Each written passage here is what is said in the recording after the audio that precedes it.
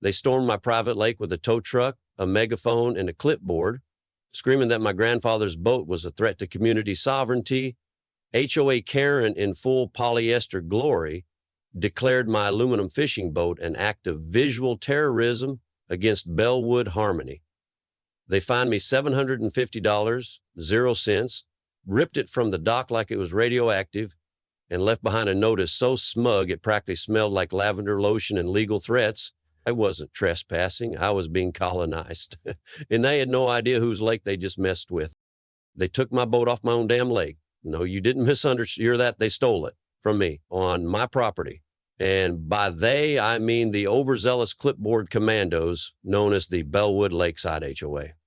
Now, I know what you're thinking. That can't be legal. You're right. It wasn't. But legality, it turns out, is just a cute suggestion when you're dealing with people who think matching mailbox colors are the cornerstone of civilization. I'd retired early from my cybersecurity startup in Austin to find peace, quiet, and maybe a chance to fish without some manager breathing down my neck. So I packed my things, drove up to the cabin my grandfather built back in 1952, and tried to remember what it was like to breathe air that didn't smell like overpriced espresso and burnout. Everything was perfect until the neon orange insult showed up. I spotted it one morning flapping in the breeze like a fluorescent middle finger, taped, waterproofed, of course, to the stern of my grandfather's aluminum fishing boat. Violation notice, it screamed in bold, angry font. I peeled it off, half expecting a prank from Earl Jennings down the road. Instead, it was dead serious. My boat was inconsistent with community aquatic standards and had to be removed from the lake within 48 hours or face a $500, 0 cents per day fine. I actually laughed out loud. $500 a day for having a boat that dared to look like it had actually been used to catch fish. Somewhere between the mention of aesthetic disharmony and unauthorized docking, I realized this wasn't satire. These people were serious. Now, here's the thing. That lake, the one they were accusing me of violating, it's mine, Monroe Lake, deeded to my grandfather, then to my father, and now to me.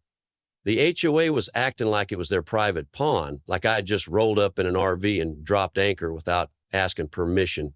I checked the letterhead, Bellwood Lakeside HOA. President, Richard Farnsworth, a name that practically reeks of bad cologne and boat shoes worn without sock. The tone was exactly what you'd expect from someone who refers to himself as a community steward.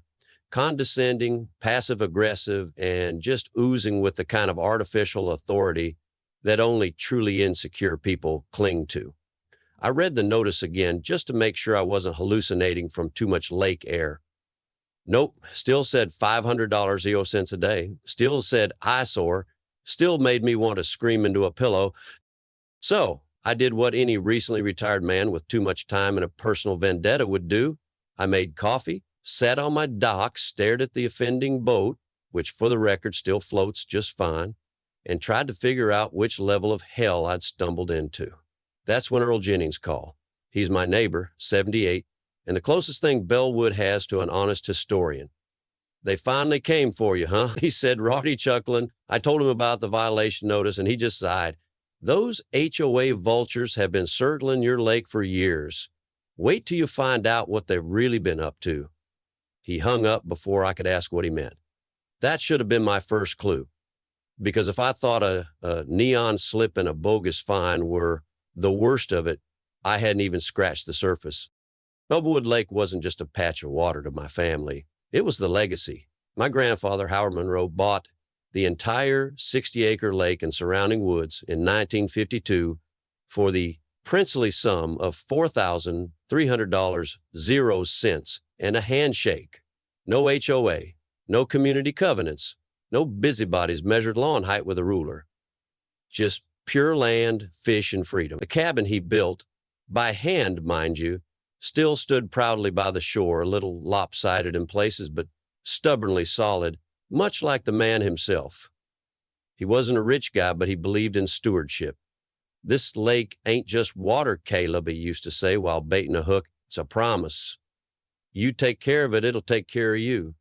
And you know what? He was right. Every summer of my childhood, was spent learning how to fish, patch a roof, and tell a good story, all right here on this lake.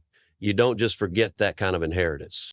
So when Earl Jennings called again later that day and says, "Son, you might want to sit down for this," I should have known something ridiculous was coming. He cleared his throat and continued, "They've been hosting events on your lake."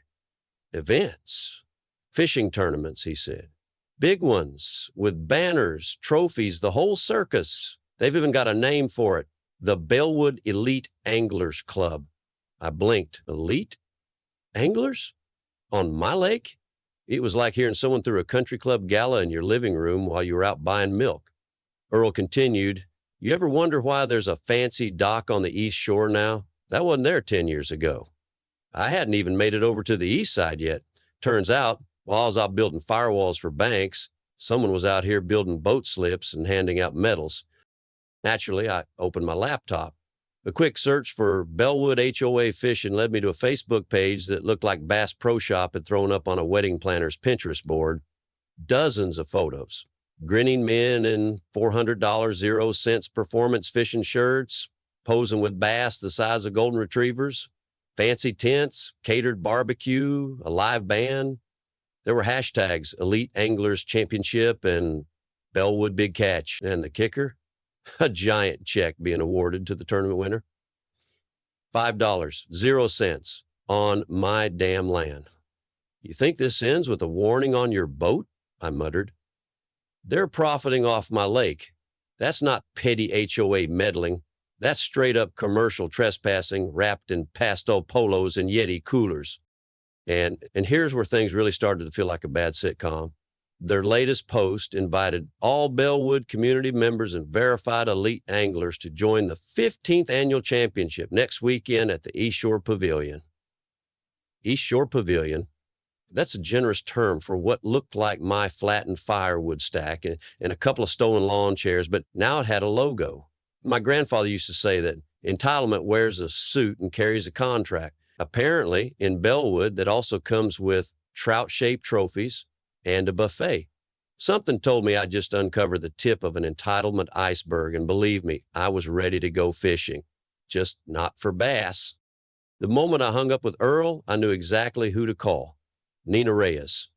We met in college back when I still thought caffeine and ambition were enough to survive law school.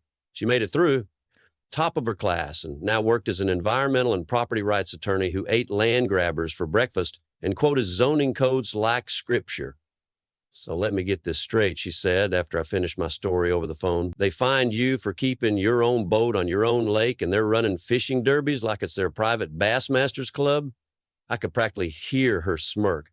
God, I love when stupid people organize. I emailed her copies of the deed and survey documents my grandfather had tucked away in a dusty filing cabinet. 10 minutes later, she called back, laughed. "Caleb, you don't just own the lake. You own 15 feet beyond the high water mark around the entire perimeter. They're not just trespassing. They're throwing barbecues on stolen land." We immediately agreed on two things. One, this wasn't going to be solved with polite emails. And two, we needed evidence. I spent the next day installing motion-activated trail cameras all around the lake, tucked discreetly under docks and trees and near the East Shore Pavilion. These weren't your average Amazon specials either. I still had a few toys left over from my tech startup days. Solar-powered, high-res, night vision, and smart alerts straight to my phone. I felt like a National Geographic filmmaker, only instead of catching rare jungle cats, I was hunting HOA board members with bad taste in khaki shorts. Meanwhile, Nina began digging into public records and HOA filings. "There's no record of the lake ever being transferred to them," she reported. "The original development plat even excludes the lake area explicitly." Then she paused, "But, Caleb, there's something weird. I found recent meeting minutes from the HOA board suggesting a vote to accelerate the timeline for a new proposal tied to lakeside use. Accelerate what exactly?" Naturally, I decided it was time to pay a visit to one of their little HOA meetings, the kind where board retirees argue about mailbox colors like it's a constitutional crisis. I showed up unannounced, dressed in the most forgettable outfit I could find, khakis, faded fishing shirt, ball cap. I looked like every other guy in that room who thought HOA meetings were a good excuse to get out of mowing the lawn. Richard Farnsworth stood at the front of the room like some suburban Napoleon, droning on about shrub height and dog leash lengths. But then his tone changed. "We've had reports of unauthorized watercraft on the lake," he said, narrowing his eyes. "I want to remind everyone that the lake is a shared community resource under HOA management. Rules must be followed to maintain our neighborhood's standards." I raised my hand casually. Richard blinked, clearly not used to being interrupted during his HOA sermon. "Yeah, sorry," I said, smiling. "Quick question, who actually owns the lake?" The room went silent. A few people turned to look at me like I'd just asked if gravity was optional. Richard straightened his blazer, clearly annoyed. "As I said, the lake is managed by the HOA. It's been that way for years." I kept my voice light. "Sure, but I mean legally. Is there a deed? County records? Anything with, actual ownership documentation?" Murmurs began to ripple through the room. An older woman leaned toward her husband and whispered something. Richard's smile tightened. "There are historical arrangements in place. The specifics are not relevant to tonight's agenda." Uh-huh. Nothing screams legitimacy like not relevant. I sat back and sipped my lukewarm coffee, eyes locked on Richard as he shuffled his papers and awkwardly moved to the next topic. That should have been the end of it. Just a moment of polite disruption. But then I noticed something. As he turned to whisper to the woman beside him, Karen Mitchell, according to the nameplate, his voice dipped low, but not low enough. "We need to move faster. If he starts digging, this whole thing falls apart." I didn't know what they were planning, but I knew exactly what I was going to do next. Dig, and dig deep. The next morning, my boat was gone. Not stolen in the dead of night, not sunk in a freak storm, just gone. Like someone had come along with a clipboard and a God complex, towed it off, and left me a little gift taped to the dock post. And what a gift it was, a notice of impoundment, complete with a $750 0 cents fine and a cheery invitation to reclaim your vessel. Acknowledging HOA aquatic governance. That's right. They took my boat off my lake, then tried to sell it back to me like it was a damn ransom note from a country club cartel. I stood there for a full minute just blinking at the laminated absurdity before finally muttering, "Well, they've officially lost their damn mind." Naturally, I called the sheriff's office. I figured theft was still illegal, even in neighborhoods with matching mailbox fonts. But the deputy who answered sounded about as enthusiastic as a DMV sloth. "Sounds like a civil matter, sir," he drawled. "You might want to talk it over with your HOA." My HOA? The same HOA that just kidnapped a boat like it was part of a hostage exchange? "You seriously telling me someone can just haul off my property and it's not theft?" I asked. He hesitated. "Well, not exactly. It's complicated. That's law enforcement code for they donate to the sheriff's charity golf tournament." I hung up before I said something that would get me put on a watch list and instead called Nina. "Bring the legal flamethrower," I said. "It's time."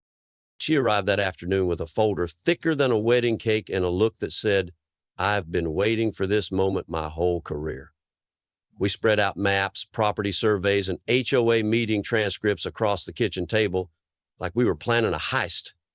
"Caleb," she said, tapping a permit application from the county planning office. "They're not just playing king of the lake. They've filed for zoning approval on a full-blown resort. I'm talking luxury condos, a private marina, a clubhouse, the whole developer fantasy. And guess where it's all centered?" She spun the map toward me. "Right smack on Bellwood Lake. My lake." "So, the fishing tournaments were just the warm-up act," I muttered. "This is the main event." That evening, after Nina left to go file a few legal grenades, I decided to take a stroll past the community center, purely for, let's say, curiosity's sake. That's when I heard it. Voices, coming from behind the building near the loading dock. I crept closer, staying behind a hedge of ornamental grass tall enough to hide an army. It was Richard Farnsworth, our dear HOA president, and two men in slick suits with that unmistakable investor aura. Leather loafers, Bluetooth earpieces, and the smug scent of overpriced cologne. "He's the last obstacle," Richard was saying. "Khalid Monroe owns the whole lake. But don't worry, we'll convince him to play ball, one way or another." One of the suits chuckled. "And if he doesn't," Richard lowered his voice, but I still caught it, "we'll make it hard for him not to." Now, I'm no stranger to corporate threats. I once got sued by a competitor for writing code too efficiently. But this wasn't about software. This was about my family's land, my grandfather's legacy. And these people were planning to erase it under a golf course and a wine bar. That was the moment I realized something chilling. They didn't just want my lake. They wanted my silence. They weren't trying to manage the water. They were trying to drown the truth. 3 days after the mysterious investor meeting and the not-so-subtle threat behind the building, Richard Farnsworth decided to make things personal. He showed up unannounced at my cabin like a guy trying to sell timeshares, except instead of brochures, he came armed with a clipboard and that oily country club smile that makes your skin itch. "Mr. Monroe," he greeted me as if we hadn't just been passive-aggressively at war. I figured we could talk man-to-man, no lawyers, no hard feelings, which in HOA speak translates roughly to, "I'm about to say something shady and hope you're dumb enough to agree." I played it cool. "Sure, Richard, come on in. Coffee?" He declined, of course, probably worried I'd lace it with logic. He sat down on my porch, glanced at the lake like it was already his, and launched into the pitch. "Look, Caleb, we understand there's been tension, but it doesn't have to be that way. The HOA is willing to be flexible." Then came the kicker. "All we need is your signature acknowledging the HOA's role in managing lake activities. That way we can move forward together, your boat can stay, and," he added, lowering his voice like a bad poker player, "there may even be an opportunity for you to join the investment group. Lakeside Equity, big upside." I nodded slowly, like a man thoughtfully considering the benefits of selling his soul for a free membership to the yacht club. "Oh, that's generous," I said, keeping my tone pleasantly blank. "Mind if I run it by my lawyer?" Richard's eyes narrowed slightly. Of course. Just know these offers don't stay on the table forever. Timing's important." I smiled. I couldn't agree more. As soon as he left, I called Nina. Guess who came by with a pen and a bribe? She laughed. "Let me guess. Did he use the phrase, 'move forward together'? That one's in every HOA Canarda starter pack." That night, Nina fired off a beautifully worded letter to the Bellwood HOA board requesting full documentation on lake governance, usage permits, and any historical agreements granting them authority over Monroe Lake. It was polite, professional, and legally devastating, the kind of thing that sounds harmless until you realize you've just been put on notice by someone who could bury you in paperwork and Latin phrases. While the board squirmed, Nina and I made plans for the upcoming 15th Annual Elite Anglers Championship, which hilariously was still set to take place on my land. We upgraded the camera setup around the lake, checked battery backups, and prepped high zoom lenses. Nina even borrowed a drone from a colleague because why not? If they were going to throw a party on stolen property, we'd make sure it was the most well-documented trespassing event in HOA history. "Let them hang themselves with their own fishing line," Nina grinned, sipping wine as we reviewed our surveillance map. I wasn't just fighting back. I was producing the HOA's downfall in high definition. Then, just when things were getting quiet, the envelope arrived. A letter from a law office with a name that sounded like it belonged to a villain in a soap opera. Barnes and Leith, LLP. Inside was a formal warning. Caleb Monroe was hereby instructed to cease all interference with authorized HOA activities or face legal consequences. Your actions may constitute obstruction of community operations and defamation of HOA officers, it read, with all the legal muscle of a wet paper towel. I couldn't help but laugh. They were trying to scare me off with threats dressed up in legalese, hoping I'd fold like some scared suburbanite with 2 parking tickets. But they didn't know me. I'd gone toe-to-toe with billion-dollar software firms. These clowns, they were about to walk into a trap so well lit it had timestamps. And the best part, the whole town was about to see it. Saturday morning rolled in like it had something to prove. Blue skies, no wind, and just enough humidity to make everyone slightly annoyed. By 8 a.m., the eastern shoreline of my lake looked like a redneck yacht club had collided with a wedding expo. Tents were popping up, coolers were being dragged, loudspeakers tested out with the subtlety of a monster truck rally. And smack in the middle of it all, a hand-painted banner, 15th Annual Elite Anglers Championship presented by the Bellwood HOA. "They're not even pretending to ask for permission," Nina muttered beside me as we crouched behind a tree line with our cameras. "This is less a tournament and more of a trespassing festival with matching T-shirts." From our vantage point, just high enough on a bluff overlooking the east shore, We had a perfect line of sight to everything. The makeshift dock extension jutting out into the lake, the portable bar stocked with what looked like top-shelf whiskey, and the crowd of weekend warriors comparing fishing lures like Wall Street traders at a tackle convention. Nina's drone buzzed above them, subtle as a dragonfly, feeding back HD footage to her tablet. That's about 12 counts of unauthorized land use, 4 counts of liquor service on private property, and at least 2 fashion crimes, she quipped, zooming in on a man wearing cargo shorts and flip-flops with socks. Then the investors arrived. 3 black SUVs rolled in like they were scouting for a Bond villain lair. Out stepped Richard Farnsworth, leading the tour like a discount real estate mogul giving a TED Talk on stolen land. He wore a beige blazer and an expression of greasy confidence, gesturing toward the lake as if he'd personally carved it from the earth. "We've secured usage rights to nearly the entire shoreline," he announced to his guests, arms spread wide like Moses parting the HOA fees. "Only 1 parcel remains, but we're working on that. We expect full control within the next few weeks." That was the moment. That sentence, that perfect little bundle of fraud, entitlement, and delusion wrapped in khaki arrogance, my spine stiffened as I heard him say it. Just 1 holdout left, but we're handling him. He wasn't talking about a landowner. He was talking about me. I looked over at Nina. Her jaw had set into that dangerous lawyer-clenched position. "That's it," she said. "We're done playing." By noon, she'd filed an emergency injunction with the county judge, backed with drone footage, property deeds, timestamps, and enough legal documentation to crush a medium-sized law firm. Within 2 hours, we had a signed court order in hand. The lake party was about to become a very public legal reckoning. "They threw a party on stolen land," Nina said as we drove back down toward the tournament. "But the bill's about to come due." We didn't exactly sneak into the party. When you've got a county sheriff, a court injunction, and a very determined lawyer in heels, there's not much subtlety involved. Sheriff Rowley, a big man with a bigger mustache, led the way through the crowd like Moses parting a sea of confused anglers and overcooked bratwursts. Behind him, Nina, in full lawyer mode, holding the injunction like it was a sword forged from the Constitution. And then there was me, Caleb Monroe, the guy who owned the lake, walking calmly onto his own property for the first time in months without being treated like an intruder. The music cut out as the sheriff raised a bullhorn. "Ladies and gentlemen, I need your attention," he said. The crowd quieted with that awkward, slow-spreading realization that something wasn't right. "This event is taking place on private property without the consent of the legal owner. You are hereby ordered to vacate Monroe Lake immediately per this court order." A wave of gasps and muttered "What the hells" rippled through the crowd. Richard, standing near the buffet table with his investors, looked like someone had just peed in his champagne. Nina stepped up beside the sheriff and added, "For the record, Monroe Lake has never belonged to the Bellwood HOA. They have no legal authority over this lake, and all activities held here without Mr. Monroe's consent are considered trespassing." She held up the deed like it was a mic drop. Silent.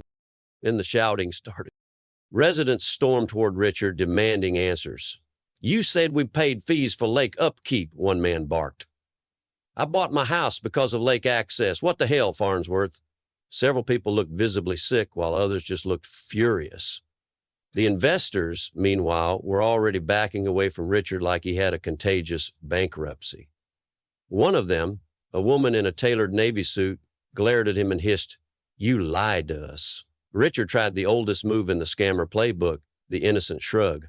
"There must have been a misunderstanding in the paperwork," he said, voice cracking under pressure. "We were operating under historical precedent. It's all very nuanced." That's when Nina struck. He pulled out a binder, yes, a literal binder, of emails, maps, filings, and drone footage, flipping through tabs like a magician, revealing every card up her sleeve. "No, Richard," she said sweetly, "what you were operating under was fraud. We have evidence of misrepresentation, illegal land use, and attempted investor deception. Shall I go on?" His face drained like a faulty sprinkler system. Meanwhile, a local reporter, Sarah Lynn from the Bellwood Gazette, materialized with a camera crew and started filming live. "Mr. Monroe," she asked me, mic in hand, "is it true you've owned the lake all along?" "Since 1952, I said, "but this is the first time someone's tried to sell it out from under me while serving pulled pork." As people packed up their fishing rods and folding chairs, the mood shifted from confusion to raw outrage. "Where did all our HOA dues go?" someone shouted. "Is the HOA even legal?" another barked. It was less a barbecue now and more of a reckoning. Richard tried one last play. "We can resolve this amicably," he stammered, turning to the investors. "This is just a temporary hiccup." But they were already gone. Nina turned to me, lips curling into a smirk. "That went well," she said. I nodded, almost too well. "But if you thought that was the end of it, you're not giving Richard enough credit. Because that night, under cover of darkness and cowardice, he vanished, leaving behind a lake, a scandal, and a trail of very angry neighbors. And oh yeah, one last surprise, still waiting in the county records, just begging to explode." By Monday morning, the scandal had gone full wildfire. The Bellwood HOA collapse wasn't just local news anymore. It had spread to regional outlets, Reddit threads, and one delightfully snarky headline on a legal blog: "Man fights HOA with deeds and drones. Wins lake, loses patience." Richard Farnsworth, gone, disappeared like a raccoon who knew animal control was coming. According to a very flustered Karen Mitchell, his now former vice president, he left in the middle of the night, abandoning both his house and his very expensive fishing gear. Even better, a few days later, Sarah Lynn, the reporter who'd been covering everything, called to tell me Richard wasn't even his real name. Turns out Farnsworth used to be Ricky Farley, a disgraced ex-realtor from Florida with a long trail of development scams and revoked licenses. He just added a blazer, a fake smile, and started fresh. But this time, he wasn't getting away with it. The county opened a full investigation into the Bellwood HOA's finances, prompted by residents who suddenly realized no one actually knew where their dues had gone. Spoiler alert, not to the lake. The board resigned en masse, save for one man, Judge Harold Becker, a retired circuit court judge who lived quietly in the cul-de-sac and apparently had zero patience for nonsense. He stepped in as interim president and worked with Nina and me to form something new, the Bellwood Lake Conservation Trust.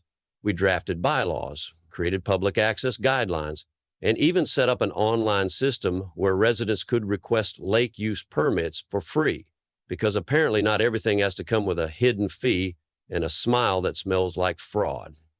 Soon after, we turned the once exclusive East Shore Pavilion into a community park. Picnic tables, a small fishing pier, and a plaque that read, "In memory of Howard Monroe, who taught us that lakes belong to those who respect them." The old fishing club rebranded. No more velvet rope nonsense or $5,000 Rio cents entry fees. Just rods, reels, and respect. We called it the Monroe Angler Circle, open to all Bellwood residents and kids who just wanted to learn how to cast a line. Gerald Thompson, the original fishing leadist, moved out of town before the first new meeting. He left behind a note in his mailbox: "Gone to fish where the rules make sense." Honestly, good for him. One evening, as the sun dipped low and the lake turned to liquid gold, I pushed out the same aluminum boat my grandfather once used. Still a little dented, still a little stubborn, but still floating, just like me. I cast a line into the still water and listened to the breeze move through the trees. From across the lake, I could hear kids laughing on the new dock and the faint sizzle of a barbecue that didn't require HOA approval forms. Earl Jennings waved from his porch, holding up a beer like we'd just won a war. In a way, we had. Sometimes standing your ground isn't just about saying no to the wrong thing. It's about rebuilding something better in its place. A lake that was almost stolen became a symbol of what happens when people stop being afraid and start getting organized. Bellwood used to be a cautionary tale. Now it's a blueprint. So, no, I don't regret pushing back. I don't regret making noise. And every time I take this rusty old boat out on the water, I remember that quiet isn't always peace. Sometimes it's just the calm after you win. Thanks for sticking around till the end of this wild little HOA takedown. If you've ever dealt with clipboard tyrants or passive-aggressive lawn notices, you already know silence doesn't work. But evidence, community, one rusty boat, and a stubborn streak, that'll shake up a whole system. If this story gave you even a little satisfaction, hit that like button, share it with someone who hates petty power trips, and don't forget to subscribe for more tales where justice doesn't knock, it kicks the gate down. Stay sharp, stay grounded, and remember, never trust a man with a badge, a blazer, and a laminated parking diagram.